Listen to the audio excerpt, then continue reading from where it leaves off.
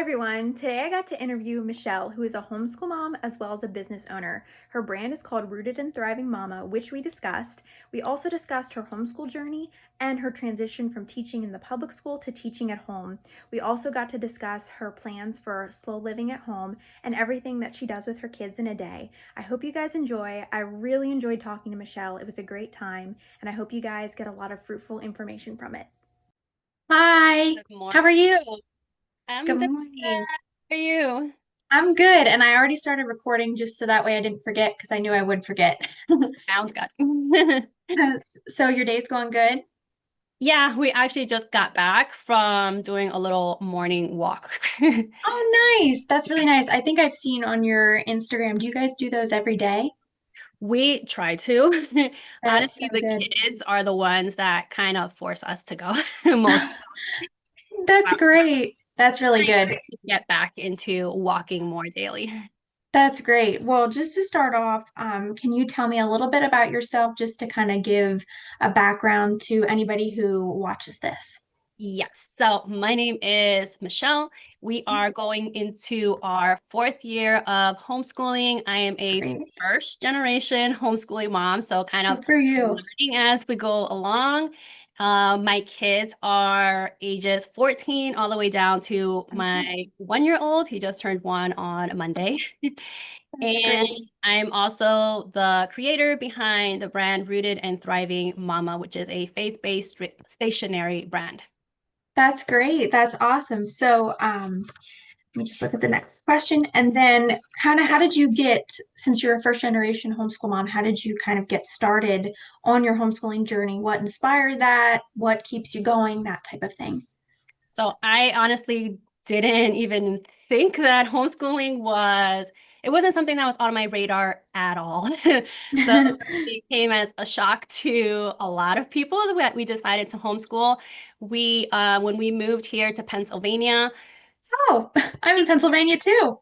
Where are you at, if you don't mind me asking? we are in Southern York.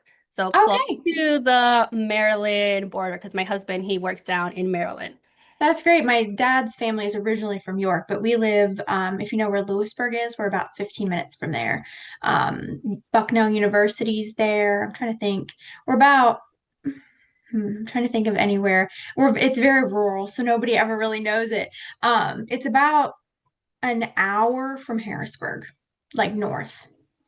Okay, we might be close to there. So I'm still not familiar with a lot of things around me. Yeah. We're in the Glen Rock area. Okay, yeah. Yeah, I know. I sort of know that area, not from like super familiar, but I do know of that. Yeah, that's great. Oh, Anyway, I'm sorry I interrupted you. I just got okay. excited. For us, it's very like rural for us because we're Mhm. originally from New York City. So this Oh, is yeah. like a big change. And when we moved here, I had a hard time transitioning. I had a hard time Mhm. finding work. And Mhm. something, I honestly don't remember what it was, but I came across a homeschooling YouTube video and I watched it. And she was talking about how when you, no matter what, your kids are being discipled, whether it's Yes. home or at Hmm. school, they're being influenced. And Hmm. she hit a lot of touch points for me, Hmm. especially where our world is right now. Yeah. And then she touched on the amount of time that we get with our kids when they are in public school and when they come Hmm. home and with school. And if you have extracurricular activities, like you really Right. don't get time with your kids. That's right. And that Yeah. really, really hit hard to me. Hmm. And when my kids were in public school, they were with me because I Hmm. was a teacher and literally my son, when he was in kindergarten, he was in the room right across from me. So Oh, wow. That's great. that helped a little bit with the Hmm. transition. Like they were right there with me. Here in Pennsylvania, that wasn't the case. They were on their own. And Hmm.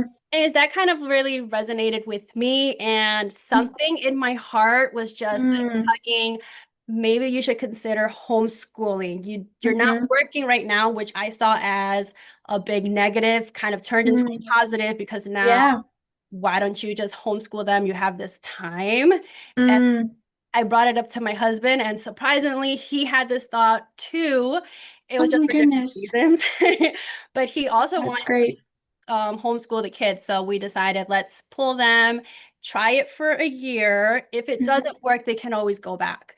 We Right. are 4 years in, and I have no intentions of taking them back. And my kids don't That's think great. going back either. But that's That's kind of great. what started our homeschooling journey. That's wonderful. Congratulations. So do you think I've been seeing a lot of stuff on social media about a lot of public school teachers are transitioning to homeschooling. What do you kind of think that's about?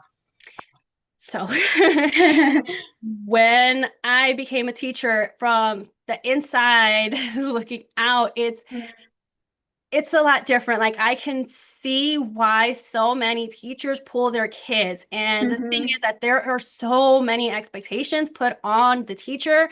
Yeah, I started teaching during COVID. So I don't know what the experience was like before COVID. So I'm right. speaking from my personal experiences. I know like it might differ a little bit because it was after the whole COVID situation, but it was hard. There's no sub. So a lot of things are thrown at us. I was teaching special ed Okay. Hmm. and I was teaching third grade and up. So we had departmentalized and Right. I had a partner teacher. And what would happen was that we got very comfortable with each other. Our classrooms were separated by like an accordion wall. Okay. Hmm. That kind of was taken advantage of. If one of us was absent, there's no sub, so they would have us open the wall and just teach both classes together. So now I'm teaching 60 kids at once. That's so stressful. I mean, And that's, oh, I am the type of person that I want to genuinely help the kids and do, and most teachers are like this. Like we want to hmm, help our hmm, students, but it's hmm, just so hard because we have limited resources and limited time. hmm. And when you're seeing how the system is built, like it's not built for the benefits of the children. Like that's just Right. the reality. It's not built for them. Hmm. It's they are left behind and it's you're teaching to the test. And a lot Yeah. comes with that. If someone is behind, they're left behind because we have to keep going. Yeah. And there's just so much pressure. And that's not what I want for my children. So when I Hmm. saw that, that was another reason why I pulled them out. Yeah. Specifically, my daughter, with COVID, she ended up being years behind. And we Oh. thought that was just the norm. Like she struggles with dyslexia. It's just we'll get some help in school, but that's very hard to do, Yes. especially again, limited resources and Hmm. there's a lot of hoops that need to be Hmm. crossed. So when you're in the system, you get to see on the inside what that's Yeah. like. And I Hmm. think that's why a lot of teachers end up homeschooling their kids because they can see that all the flaws and all the pit holes that are in. Hmm. Hmm. Well, yeah, and you're seeing it day to day. You're seeing the effects it has on the kids, like emotionally, mentally. I have a friend who she teaches in Ohio. She just graduated last year, I believe, from college, and she now teaches in Columbus. And she said the reading rates, like they just continue to drop. And I know that was really like I think sometimes it just really has her run down because she's seeing these kids who are falling behind. They can't stay caught up and it just goes on without them and then they're left. Yeah, yeah, it's sad. It is very sad, I think. Yeah. Yeah. So then since you've transitioned to homeschooling, what do you do to homeschool successfully? What are your tips and tricks? Have you brought anything over from the public school system that you use? Anything like that? So, yes and no with bringing things over from the school system. Yeah. So, and I made a whole YouTube video on this too, where I feel like coming from a public school background or teaching background in general, it has its pros and cons. I hear a lot of people saying I can't homeschool because I'm not a teacher. I think it's Mm-hmm. more of a benefit when you don't have a teaching background to homeschool because I have to unlearn all of the things that Mm-hmm. I was taught in with my career because homeschooling is completely different Yeah. from Mm-hmm. teaching in the public school. if you pull them out, it's for a reason. You don't want to follow that same system. So you Mhm. kind of have to unprogram yourself basically because Yeah. unintentionally kept trying to replicate public school in our homeschool. Mm-hmm. I kept trying to do the schedule and Yeah.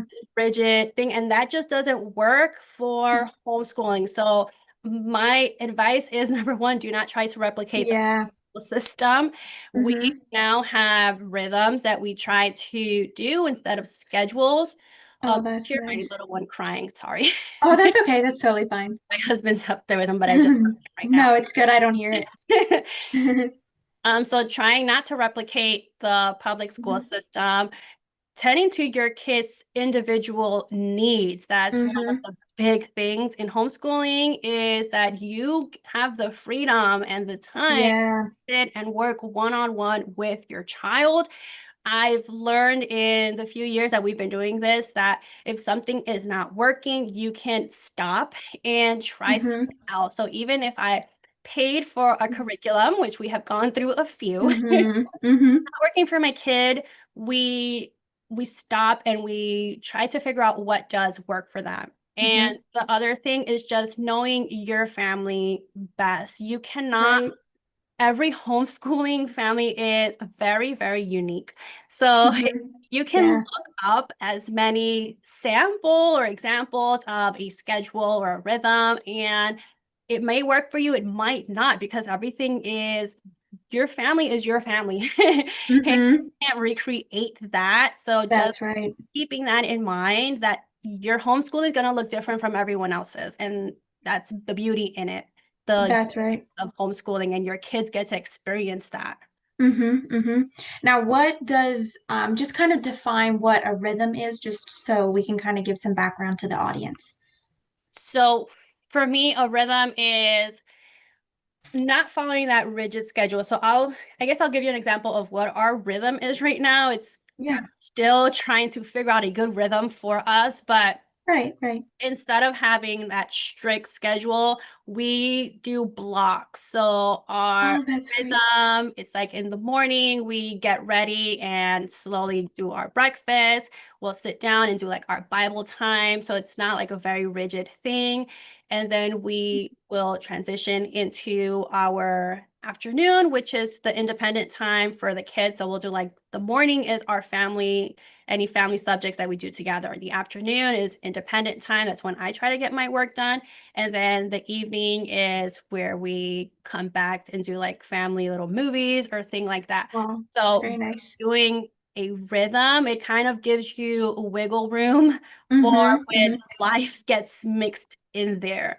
And Yeah, that's one thing that I had to learn because I was very set on rigid schedules. And again, just rhythm gives you that freedom of that's wonderful. when things get thrown in there, when life happens. Right, right. That's great. And I think too, I've seen a lot of things on social media where homeschool moms are really trying to embrace slow living because it's easier on our nervous system and it helps the kids kind of develop in a more natural way versus rushing through, forcing them to do things. So I'm sure that rhythm, I don't want to say schedule, but that rhythm process is healing to your kids and maybe even for you. Yeah, for all of us, I think so. That's great. So then what is the mission behind your social media content? What kind of inspired you to start posting about homeschooling and your YouTube and that whole thing? So my mission behind all of that is kind of number one, community, and two, Mm, encouragement. And for for people to see the rawness. mm, I'm again first generation learning as I go. I don't have much of a support system and a community, so I've been working really, really hard to build that. mhm, And I feel like there's so many other people who also don't have that, or they'll see the curated, perfect social mhm. media post, and I am not that. So I like to Yeah. be as transparent and just showing Mhm. people this there's beauty, but there's also hard moments. And if you're feeling that, you're not alone. That's kind of my mission behind all Yeah. of it. Just you're not alone, camaraderie, and let's walk through this together. That's great. That's wonderful. Do you feel that you have met other homeschool moms or parents through the process? Absolutely. So That's great. I don't have in like close family or friends in real life that Yeah. homeschool. So Hmm. all of my homeschooling community has been virtual. So if I didn't start my social media or anything like that, I wouldn't have any support, period. Oh, wow. I Wow. feel that it has helped so much for me. Hmm. And that's another thing. If you are a family that feel that you can't do this because you don't have support, you've never seen it done before, no, none of your family or friends are doing it, online is such a great resource. Like Facebook Hmm. has so many support, and you can look up Hmm. local homeschooling groups, which has been Yes. huge for me too. So Hmm. it's really, really helpful. So then do you have homeschool groups in your area? That type of. I do. I've joined so many uh, That's great. Facebook local groups, and it's crazy because I've met some neighbors that literally live like two No blocks from way. me that I would have never met before if it wasn't through Yes. Facebook groups. So the craziness of social media, it has its pros, it has its cons, but Yes. depending on how you use it, it can be such a valuable resource. That is great. That's great advice too, for anybody listening. And then we kind of already touched on this with everything you just said, but do you have encouragement for other homeschool moms? Yeah, so my biggest one is just looking up that support system and also just having confidence and Yeah. knowing that it might be a very scary thing to do and to jump into, but you are very much equipped to do it. Hmm. Nobody knows your kid more than you. I think that's the biggest thing that Yeah. people are going to love your children. I loved all of my students, and I still have some that I um, connect with now because Oh, I that's built such great. big relationships with the parents and the children. But at the end of the day, like your children are your children, and Hmm. you know them best. As much as I loved my students, I still love my kids more. It's just Yeah. reality. Yeah. And you are equipped to teach your kids. Why is it that from birth to five, we are the ones that, Hmm. the ones meant to raise our children, but then after five, we're no longer equipped to Yeah. move them forward? Like that's Exactly. it's a weird reality that we've come Hmm. to think as normal. Yeah, It's that's right. not. So that's my biggest encouragement is that you can do this. You are equipped to Hmm. do it, and you're Yeah, not going to know everything, but guess what? God is leading you, and there is that's right. support out there for you. Amen. That's great. So how do you stay rooted in faith as a busy mom who homeschools and does all these things? So I try as best as I can to get into the word first thing in the morning. Mhm. Some days that's not possible. But the other way that I try to make sure that I'm still rooted in faith is making sure that our curriculum aligns with my beliefs. That way, even if I don't get to my personal Bible time in the morning or in the evening, I'm still getting it in with my children, which That's beautiful. That's it's kind of great. a loophole, but it's also great because you're not learning on your own. Your kids are also invested in this and Mm, growing right along with you. mm-hmm, mm-hmm. Do you, what, if you don't mind me asking, what curriculums do you use or what kind of setup do you like to use? So I pull a little bit from everywhere. Hmm. We right now we are using Amplify Online as kind of Oh, our yeah. core. We're using Hmm. that for our science, our history, and then their riches. My kids are currently using Christian Light for math. My little one, he's finishing up the Good and the Beautiful math, but once he's done Hmm. with that one, he's also going to be doing Christian Light. We're also using them for Spanish, and what else do I pull from? For Bible, we pull a few things. We use, of course, our Bible. Idle, it's called Idle. Idle World, I think it's called. And they are like a nature base that connects nature with God. And we're That's really great. enjoying that one right now. And the greatest Bible story too for Bible. That's wonderful. That's great. And I like how you pull from different curriculums and kind of use them to work for your family rather than letting the curriculum kind of rule you and you can do what you like. That's great. Especially like you said about, I believe you said your daughter has dyslexia. So then you can kind of pull and match what works with her for your benefit and her benefit. Yeah. That's And great. that goes with all of them because then I have my middle guy. He's kind of on the opposite spectrum. He's very gifted, and I've had to adjust things for him too because some things are a little too slow for him. So I had to try to figure out what worked best for him. And then I have my little guy. He's more visual, so I had to find Mhm. something that works with him. And if you have one that maybe gets overstimulated, then you got to find Mhm. something that doesn't have all the colors and all the pretty things in there. So Mhm. getting to know your kid, it's not going to be the same. That's why I say, like, if you just because you bought a curriculum doesn't mean you have to stick with it. That's right. That's great advice too. And I think really, I think you already said this, but homeschooling really is about getting to the heart of the learner like individually because I'm a big reader obviously. And so that's what my mom kind of catered to. I mean, I did math and things, but we had to find math that worked better for me individually because she's a math girl, I am not. Math was a lot of tears. Yeah. So she had to work with me to figure out what worked best, and I think you're doing that, and it sounds like you're a really great mom, that you're just really trying to help your kids, and that's wonderful. That's really great. Um, so then I know you have the planner and then a journal, correct? Yeah. Um, so kind of dive into how these resources kind of can help homeschooling families. So for the planner, I have a homeschooling planner and it is faith-based. Of course, I want everything to point back to Mm-hmm. the Lord because He is the center of everything. So it's faith-based. And I also made it to where it includes both a personal and a homeschool planner meshed into one because Nice. if you homeschool, you know that you can't separate the two. So I wanted Mm-hmm. something that combined everything and has it all in one place. And then I have the journal. The journal was created out of my personal struggles with postpartum depression and just with early motherhood.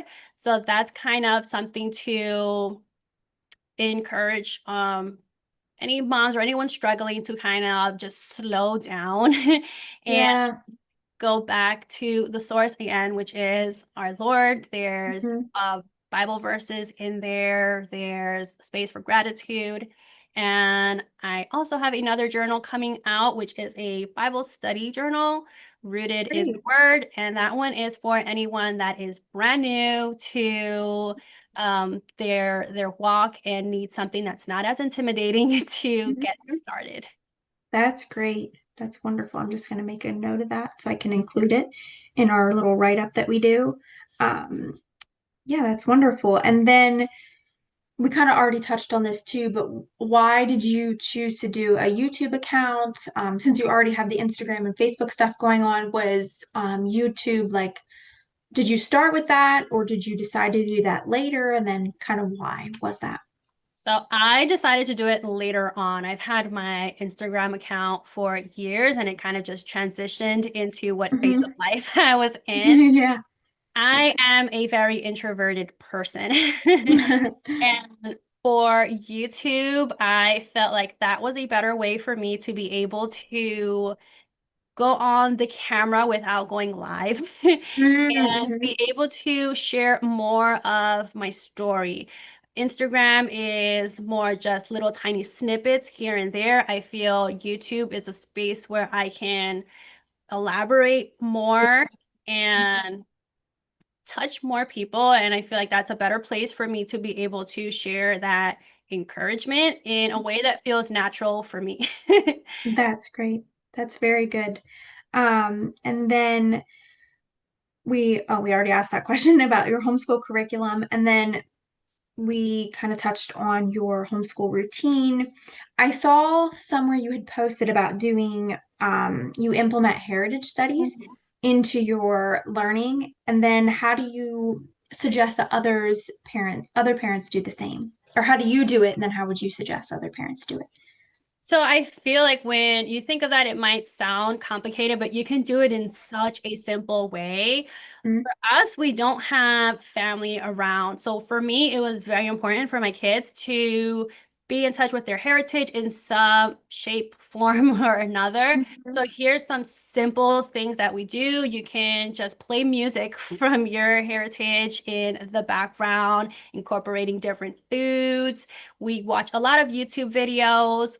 My kids, unfortunately, they understand Spanish, but they don't speak it. So I'm trying to be more mhm, intentional with that by, again, instead of doing Latin, which was required for them this year, we are doing Spanish first because I want mm, to know their native tongue before we start a different foreign language mm. and incorporating different read alouds throughout. I even Oh, have that's some great. board books that I have from the Dominican Republic, and you would think like you have preteens or teenagers. Why include board books? But you Oh no, yeah, they're little great. cool things out of it. So it's just Hmm. incorporating little things here and there, and it doesn't really need to take much. You can weave it into your day. That's great. Great. That's wonderful. Um, yeah, I know I learned Spanish in high school, and that's what I started with was a lot of kids' books just to get the basics of how the Mhm. structure works, the grammar, and it was very helpful. So that's great you do that with the board books. That's wonderful. Um, and then how do you handle backlash when you face it about homeschooling? Maybe it's from family or, strangers when they see you out at the grocery store with your kids during the day. How do you handle that or stay strong?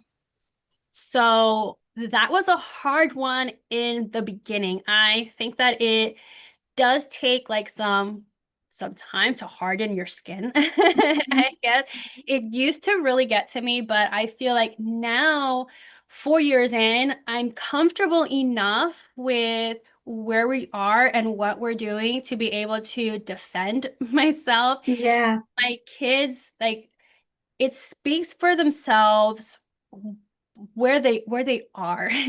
So Mm-hmm. we do test yearly, even though here in Pennsylvania you don't have to test every year, but my kids are fine with it. So we do test yearly just to be able to see their growth, and they've grown exponentially. And that right there is proof that what we're doing is working. And even aside from academics, the growth in our family in general too. Like we have become so close, and I wouldn't Mm-hmm. change that time and that bond for anything. So I think it's just being comfortable enough to defend what you believe and what you're doing. So I will say that it does take some time.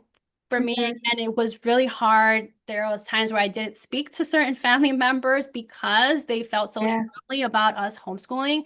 But over time, you kind of get you get that thick skin Yeah. and you Yeah. see the benefits in your family and in your children, which is the whole reason why you're doing it. So the outside noise, just kind of shut it off. Nothing else Mm. matters. What matters is the four walls that you are in and the family that you are creating. That's great. And I think too, like you just said, it does sort of help you defend it when you can see the proof your kids are doing well and how it's shaping you as a family and growing you and making you successful. Um, and just kind of to transition, do you ever, I know, some families focus on unschooling or traditional learning, classical learning. Do you kind of interweave any of those, or do you stick more, since you already use curriculums, do you stick more with like the traditional classical learning, or where do you like to line up? I I don't think I have a spot for us to land in, honestly, because we have been doing a little bit of everything. We have been doing a little bit of unschooling, especially I have a 1 year old now, so when I was Mhm. pregnant, it was a hard pregnancy. And then of Mm. course when I had my son, that's a big transition too. So during that time, we were doing a lot of unschooling. And also even now as I did unschooling myself because I had that public Oh yeah. school foundation, so that took a lot of unschooling too. But then we also do use traditional workbooks. So I feel like we are more eclectic, I think that's what it's called, where you're like a mixture of everything. I try to do more of a Charlotte Mason style, but again, catering to your kids' needs. My kids, I'm slowly seeing some might not be so Charlotte Mason as I would like them to be.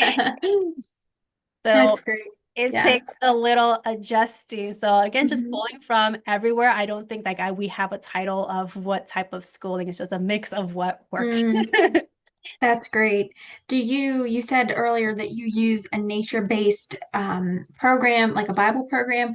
How do you like to get your kids outside? Do you do activities outside? You said about going for a walk. What do you kind of do to structure that nature time? So right now we are trying to get outside and do our morning walks at least Hmm. during the weekdays. We try to do that a few times, maybe 2 or 3 times a week. And it's it's one of those things too where it's so simple to incorporate that you almost think I must be doing it wrong because it's too simple. Mm. Even when you're going on a walk, there's so much nature study right Hmm. there. Even today, we picked up some plants that we saw on the side of the Oh, road because we were able to identify it and see all mm, the benefits, the health benefits in that plant. So it's wonderful. so simple that you can turn anything into a nature study. We also have a lot of lakes around here, so we'll go to the lake and we will turn that into our art time. My kids like to paint, so we'll bring our paints and they can paint the stuff that they see around Oh. them. So, and if we can't go somewhere, we also have our yard and we'll take them out there, and there's plenty of weeds out there identify. So it's That's great. little simple things and finding the time where you can fit it. That's great. That's wonderful. And then you said about how you did unschooling. How do you grow yourself, maybe spiritually, mentally? Do you read? Do you listen to podcasts? Anything like that? So I do a mixture of podcasts and physical books. I also like to watch a lot of YouTube videos to Hmm. help Hmm. me grow as well. Hmm. And also we do book clubs that I found online too with other That's great. homeschooling moms to help us learn together. Mm, that's wonderful. That's so good. And then just to kind of end off, if that's okay, if you're ready to kind of shift gears, but how can we share about what you do, support you, anything like that? So you can share my social media. It's rooted.and.thriving mama. Hmm. And the YouTube channel is the same thing, YouTube at Rooted and Thriving Mama. Hmm. And then the website, I also have different resources on there, and there are some freebies on the website as well, and that is at rootedandthriving.mama.com. That's great. And what are the freebies, just so I can make a note? And so for the freebies, there are some devotionals for moms on there, but there's also some weekly checklists for the Mm, kids as well to kind of keep them on track with their schooling. that's wonderful. Thank you very much. Yeah, I love your content. I love following it. It's very soothing, very relaxing. It's fun. All right. Well, thank you so much. I really appreciate that you talked to me, and we'll be putting this on our website. We have like a private community, and then we'll probably share some snippets on social media. So if you're okay with that. That, yes, 100%. All right. And would you like a copy of the interview for anything on your end? Yes, please, if you wouldn't mind. Not at all. All right. Well, thank you very much. I hope you have a good day. Thank you, and thank you for having me. No problem. Take care. You too. Bye. Bye.